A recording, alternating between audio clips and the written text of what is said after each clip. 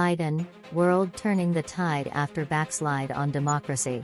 Since Biden's first democracy summit in December 2021, countries have emerged from the coronavirus pandemic and Russia invaded Ukraine, the largest-scale war in Europe since World War II. Ukraine's president, Volodymyr Zelensky, pushed back at those suggesting it was time for a negotiated settlement with Russian leader Vladimir Putin. "We should get rid of the illusion that compromising with evil can give something to freedom, and enemies of democracy must lose," Zelensky told the summit. The Dutch Prime Minister, Mark Rutte, said the invasion was a jolting moment for the world's democracies. For decades, the idea of war in Europe seemed unthinkable. But we were wrong, as Russia's brutalization of Ukraine has shown we cannot assume that democracy, freedom and security are givens, that they are eternal, Rutte said. Kenya's president, William Ruto, said building democracy was essential to the growth of developing nations. Ruto was the winner last year of Kenya's close presidential race, in which opposition candidate Raila Odinga had alleged irregularities. Kenya's Supreme Court unanimously rejected the challenges. "This is our path to sustainable development," Ruto said. The U.S. hosted the last summit on its own. This time, it recruited 4 co-hosts: Costa Rica, the Netherlands, South Korea and Zambia, after ambassadors from China and Russia criticized the first summit and accused Biden of causing a global divide with a Cold War mentality. Still, some countries would rather not get between Washington and Beijing, an increasingly important economic and military player. Pakistan announced, as it did in 2021, that it received an invitation but would skip the summit, a move seen in part as an effort by the impoverished Islamic nation to assuage longtime ally China, which was not invited.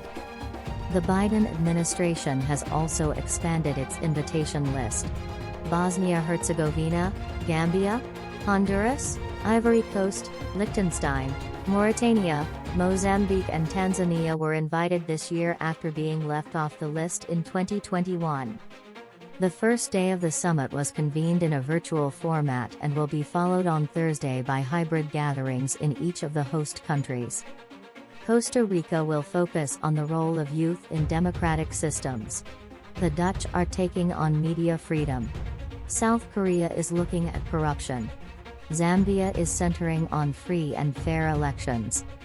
The U.S. is no stranger to the challenges facing democracies, including deep polarization and pervasive misinformation.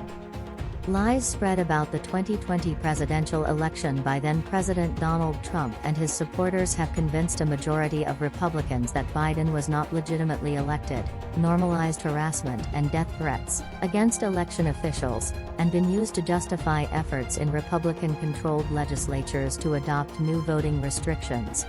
Later this year, the U.S. Supreme Court will rule in a case from Alabama that voting rights advocates fear could virtually dismantle the nearly 60-year-old Voting Rights Act. Congressional efforts to shore up that federal law and increase voting access have failed. Biden came into office vowing that human rights and democracy would play significant roles in his approach to foreign policy.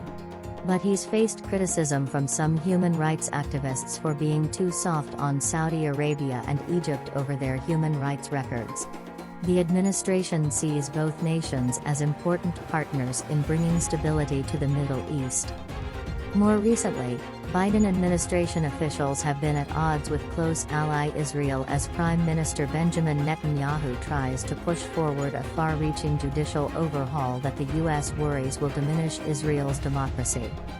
Netanyahu, in remarks at the summit's opening session, said Israel remained a robust democracy in the midst of a very intensive public debate. Democracy means the will of the people as expressed by a majority, and it also means protection of civil rights, individual rights. It's the balance between the two, he said.